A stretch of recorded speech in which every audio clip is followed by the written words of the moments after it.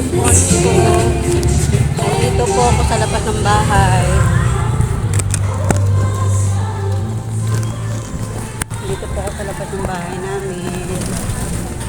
May bibilin lang po ako. Yan. Yan ang paligid ng lugar namin. Halos maraming tindahan. Kaliwat kanan, tindahan.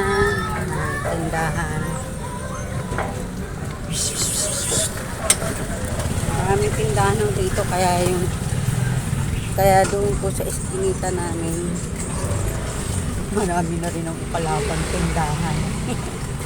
Medyo humina ngayon tindahan ko kasi nagkaroon ng tindahan sa eskinita namin, sa may kabilang eskinita. Tapos doon sa kanto, bago pumasok ng mga tao sa eskinita, nagkaroon din ng tindahan. Tapos tindahan ko, kaya medyo humina yung tindahan ko. Nag-iisip nga po ako ng panibagong gagawing negosyo habang nandito ako sa Las Piñas. Kasi makakalipat pa ako sa Cavite, siguro by next year pa ho. Kasi yung subdivision namin, ang gusto ng ng may-ari sabay-sabay ang pasok ng mga turnover ng mga bahay doon. Sabay-sabay. Kaya by May, ganyan, May. Kaya ang gagawin ko muna dito sa Las Piñas mag-iisip ako ng negosyo na hindi lang tindahan. Kasi humina talaga yung tindahan ko, guys. Na kumikita sa isang araw na 600. Ang nangyari po, kumikita na lang tindahan ng 400. Dahil nga,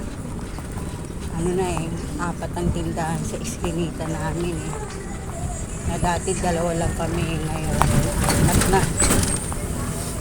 Kaya ganun po ang nangyari.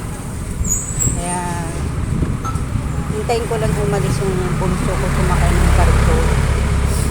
Mag-iisip ako ng isang negosyo para po may libangan.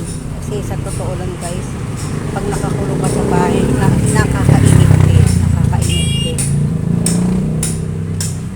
Nakatiis na ako ng 32 years na wala asawa ko.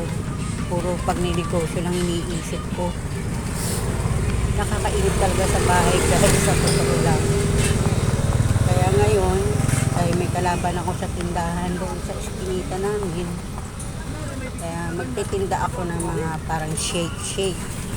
Puro prutas, fresh fruits ba. Magtitinda ako.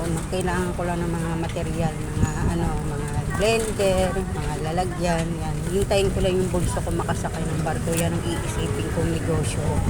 Bababa na po ako. Goodbye. God bless.